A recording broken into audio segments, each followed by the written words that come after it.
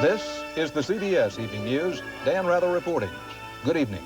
President Bush is considering making U.S. consumers pay more for the deregulation, bungling, and corruption mess in the savings and loan industry. The president's idea is to charge thrift depositors, the customers, and possibly all commercial bank and credit union depositors as well, to cover savings and loan insurance costs. President Bush insists this would not violate his no new taxes promise. Rescuing the failing and in some cases robbed thrifts is already costing taxpayers billions and benefiting a few heavy money people. CBS News White House correspondent Leslie Stahl reports. President Bush is considering imposing a premium, some call it a tax, on depositors who put money into federally insured banks and S&Ls. Under the plan designed to help bail out the savings and loan industry, depositors would pay a fee in the neighborhood of 30 cents per $100. Well, that's what I've called the reverse toaster plan. You give them a toaster when you go in the bank instead of getting one. The Bush administration floated the idea as a trial balloon. It didn't fly very long in the Senate Banking Committee this morning. Don Regal is chairman of that committee.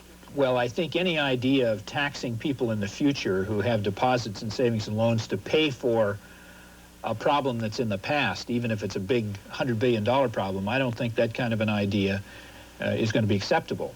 Banks and S&Ls already pay a premium to their federal insurers.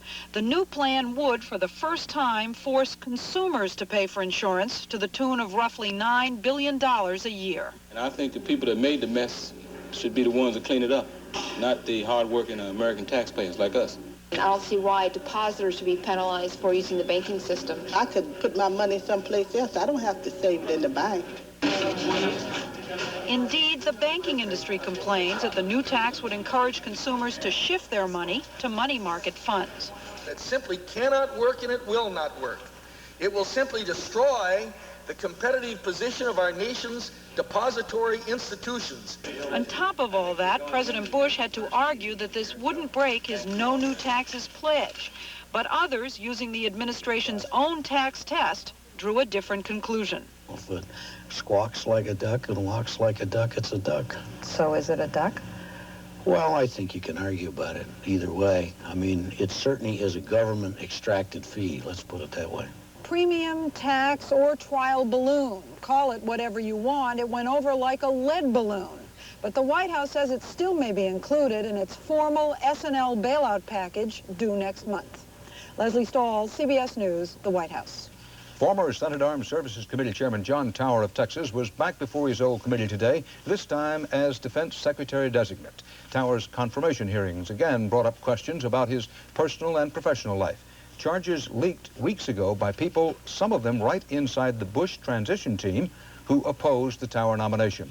CBS News Defense Department correspondent David Martin has our report. The Senate confirmation hearing of John Tower to be Secretary of Defense began today with a surprise. The FBI background investigation, which had delayed Tower's nomination while agents checked out allegations of personal misconduct, was still not completed when George Bush picked him. The FBI had completed what they termed a, quote, summary memorandum containing the partial results of the investigation of John G. Tower. The full FBI investigation would not be completed for another 3 weeks. But George Bush gave no hint of that when he announced his choice. The investigation was extensive, and I am totally satisfied in that regard. I believe this matter is now totally concluded. There was no indication today that the full report, which investigated allegations of womanizing and drinking, among other things, contains any bombshells. There also have been questions about Tower's consulting work for several major defense contractors, but today he said he has severed all those ties. I would not stand to gain at all from the prosperity of any of those former associates. There is no conflict because I have no interest. Tower was chairman of the Armed Services Committee during the heyday of the Reagan defense buildup, but today he made clear he realizes times have changed. I am not such a mindless hawk that I would come to you and ask you for a substantial increase in defense expenditure when I know that it's not going to happen. Committee members are talking as if Tower's confirmation is a foregone conclusion. But Defense Department officials say the lengthy FBI investigation into his personal life already has weakened him before his first day in office. David Martin, CBS News on Capitol Hill. The Senate voted tonight to confirm 3 top Bush administration nominees: Jim Baker as Secretary of State, Elizabeth Dole as Labor Secretary, Richard Darman as Budget Director. Boeing said today it's found no evidence of faulty engine alarm signals in jets similar to the British Midlands plane that crashed earlier this month. 44 people died in that crash. There were suggestions that faulty wiring may have contributed to the accident. Even as Boeing made today's announcement, a spokesman conceded the company is caught between production demands and maintaining its high quality control standards. John Blackstone has a report. Boeing's quality control crisis began with success. The company sold $30 billion worth of aircraft last year, a sales record. But pressure to build all those planes may have put production schedules ahead of quality control. On the line, and realistically, quality is nothing. Production comes first. You got to get it out. You got to meet the numbers. Les Warby, still an employee but now on disability leave for a back injury, was one of thousands of new workers hired by Boeing to speed up production. He says during his assembly line lessons, his supervisor showed him how to stretch sensitive wire bundles that aren't long enough to make required connections. Lifted his feet up and hung, and it slid down a little bit, cranked it up and straightened up the things, and that was that. Inspector came down, looked at it, and said, good enough. Other workers say wires with insulation stripped or nicked are often overlooked to keep assembly lines moving. This man, no longer employed by Boeing, spent 7 years there. Whether there be a bare spot on the wire, it won't get caught unless until it shorts out, which obviously it's going to be in the air. In Seattle, virtually a Boeing company town, few of the 96,000 employees are willing to criticize Boeing. But overtime is no secret. 12-hour days, 7-day weeks. I don't like it. I don't want to work it. I think the company could do a little better job of building airplanes without putting their employees through all the overtime they do. Michael McMullen, still a Boeing employee, wrote to management last year about the dangers of overtime. His letter was reprinted in a union newspaper. I would certainly be reluctant to entrust my life to an aircraft built by people working such draconian schedules, he wrote. I wouldn't even want the thing flying over my house. Such would be my confidence in its holding together. It is axiomatic that people who are tired or perceive themselves to be such are not going to perform at the same level of quality as those who are more rested. Boeing management is so beleaguered by quality control doubts about all its models that at a rare news conference last week, an executive said he would answer questions about only one of those problems: crossed fire extinguisher wires on 757s. I will not deal with issues beyond that. Other questions about quality control were dodged. Generally satisfied with your quality control at the moment. Question over here. And in an unprecedented development, Boeing has postponed delivery of a new airplane. The 747 Model 400 with distinctive upturned wingtips is so troubled that for almost a week the production line has virtually stopped. There's no evidence that these or any other Boeing planes are actually dangerous, but the quality control problems raise the kind of doubts that no one who flies wants to have. John Blackstone, CBS News, Seattle. And still to come on tonight's CBS Evening News, Susan Spencer on plans to help the millions of working Americans who cannot afford health insurance. And Bob McNamara with the latest from practically nowhere.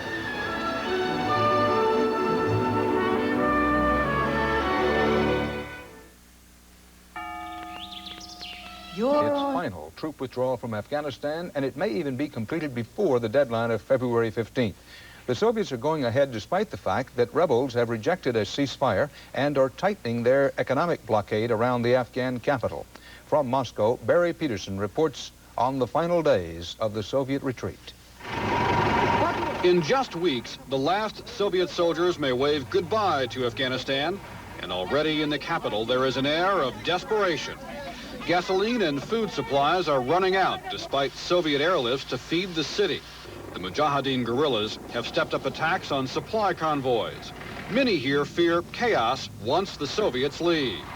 We could potentially face great hunger and starvation in Kabul.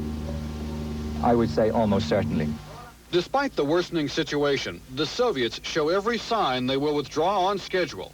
At outposts surrounding Kabul, Soviet soldiers continue turning over their positions and, in some cases, their weapons to the Afghan army. Soviet commanders are assembling their troops in Kabul for the trip home. Many are already on the way out, and officers insist these are men who had finished their 2-year tour of duty. But some Western experts say it's evidence the withdrawal is already underway. The Soviets will leave behind their hand-picked leader, President Najibullah, who has a precarious hold on power. And the best the Soviets could do were last-minute negotiations, offering the guerrillas a coalition government, a face-saving attempt to deal with the enemy they couldn't beat. But the Mujahideen vowed to fight on against the Soviet-backed regime. The Soviets should have learned what the United States learned in Vietnam, which is that military power can't defeat a determined population in the third world. Most Soviets just want their country's involvement to end, a sentiment echoed by Mikhail Gorbachev, who recently called the Soviet experience in Afghanistan a sin. There is little desire by the Soviets to ever go back into Afghanistan, even if the regime in Kabul begins to fall. Gorbachev seems anxious to just close the books on this war that many here now admit is already lost. Barry Peterson, CBS News, Moscow. One of the chief military backers of the Nicaraguan rebels, who call themselves Contras, was assassinated today in Honduras. General Gustavo Alvarez Martinez, Gustavo Alvarez Martinez, was gunned down in an ambush near his home. A left-wing group claimed responsibility. Alvarez Martinez was chief of the Honduran Armed Forces from 1982 to 84 and worked closely with the Reagan administration to set up base camps for the Contras in Honduras.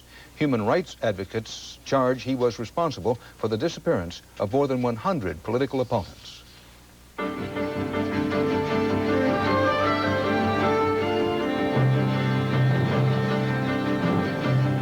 Has a new plan for trying to deal with the influx of illegal immigrants and drugs across the Mexico-California border. David Dow reports on a new idea that's in a rut. Frustrated by the continuing flow of drugs and aliens across the border, U.S. officials now hope to dig themselves a partial solution. The plan is to carve a ditch across a stretch of desert east of San Ysidro, California, where smuggling is now epidemic. The ditch would run for 4 miles along the border, would be 14 feet wide and 5 feet deep. Its main purpose would be to stop cars and trucks. Using makeshift roads, up to 400 vehicles now cross the border illegally in the San Diego area every month. We just view this channel as a means of fulfilling our responsibilities to control the border and certainly to protect the safety of the traveling public. The proposal is described as dual purpose. It's also intended to solve a drainage problem in this area, which Mexico wants corrected. A U.S. spokesman said Mexican officials were apprised of the plan. But money for the project, said to cost under $5 million, would come from existing funds of the U.S. Immigration Service, whose main interest is stopping illegal traffic. In Congress, the first reviews were decidedly mixed. It sounds ridiculous. It sounds like building a Berlin Wall, only a ditch instead, at a time when we're trying to persuade the communists to tear down the Berlin Wall. We're not talking about crocodiles or piranha. We are talking about a passive barrier to stop vehicles that as many as 5,000 a year are able to cross now, and we've got to put an end to that. Immigrant rights groups call the plan worthless, like the chain-link fences so easily cut or circumvented. It is that kind of measure that rather than address a problem, raises the hysteria level. If something doesn't stop it, officials say the ditch could be finished by the end of the year. David Dow, CBS News, Los Angeles. President Bush reportedly has decided that his new point man in the war on drugs will not sit in on cabinet meetings. White House officials said today that what they call the anti-drug czar, William Bennett, will have cabinet rank and pay, but he will not be officially included at cabinet meetings, despite legislation permitting that. Word of this reportedly did not reach Bennett until after the first Bush cabinet meeting Monday. Publishing house Simon & Schuster today announced signing up Ronald Reagan for a 2-book deal. One, his collected speeches, the other, his memoirs. Payment reportedly $6 million.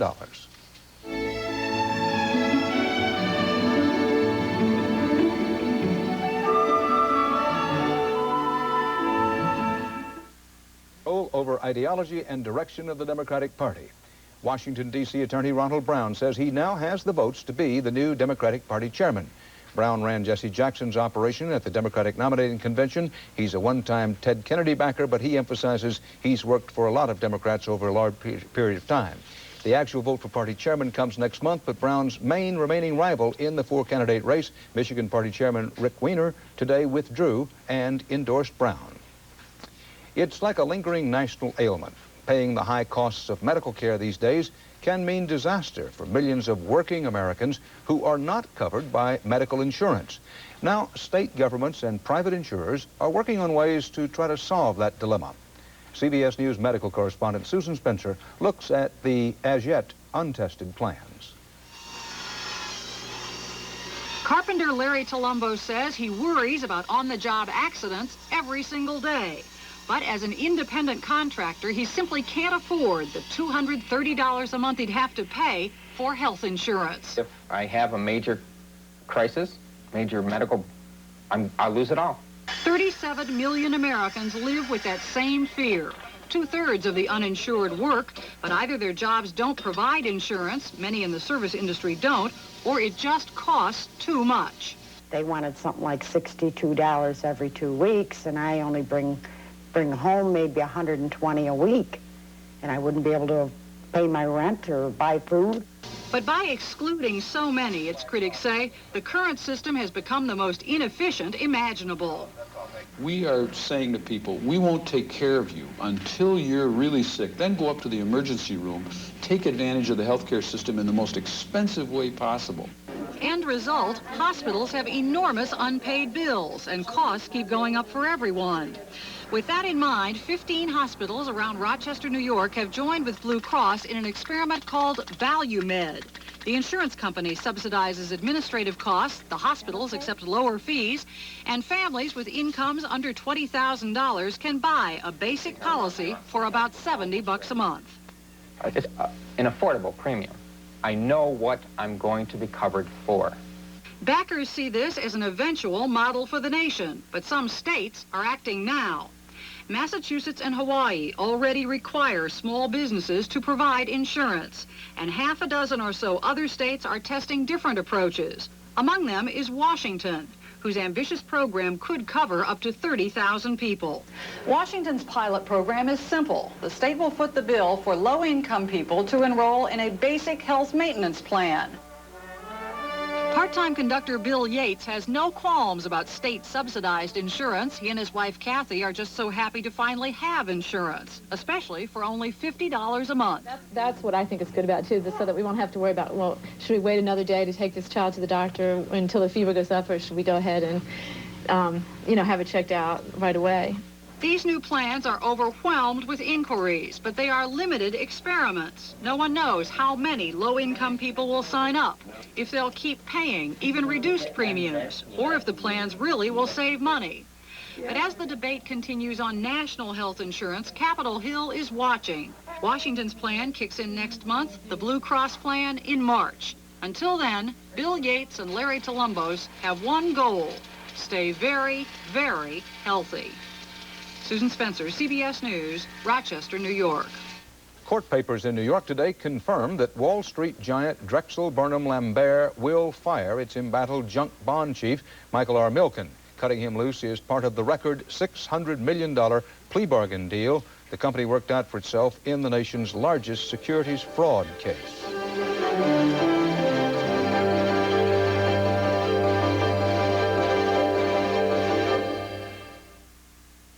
Superhighways, it's difficult to find anything like the isolation felt by our pioneers as they pushed west.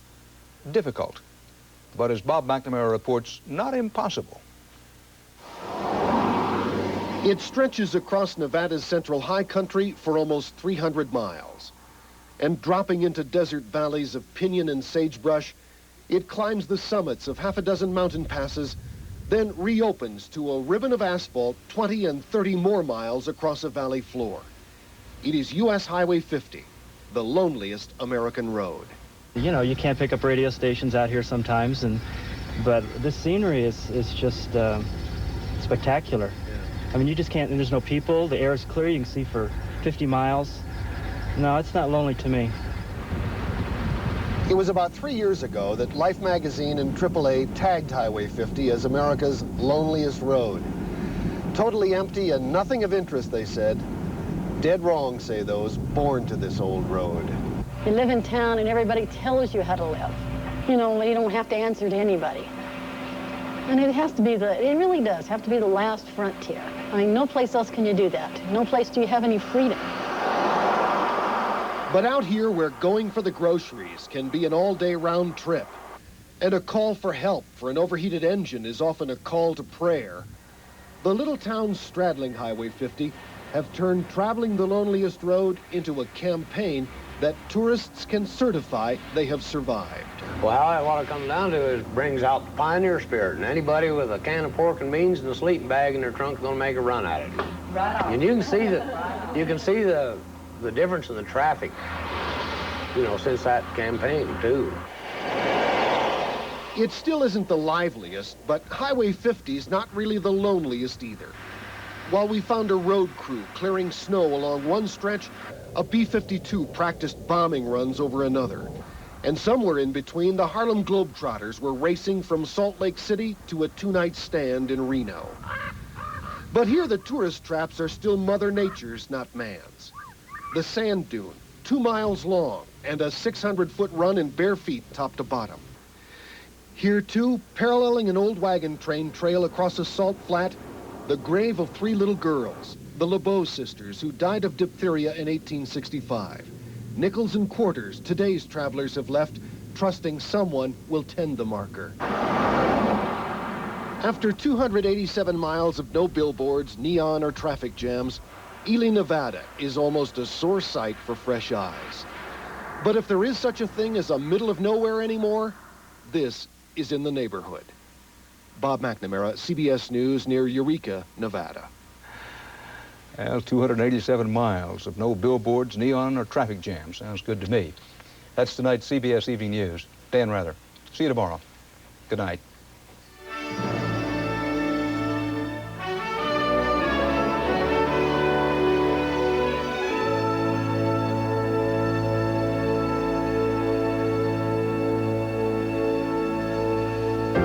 I'm Kathleen Sullivan. Tomorrow, a look at what you might see on television in the fall. Also, Matthew Broderick of Torch Song Trilogy joins us on CBS This Morning. This is CBS. I felt like a complete failure. She makes more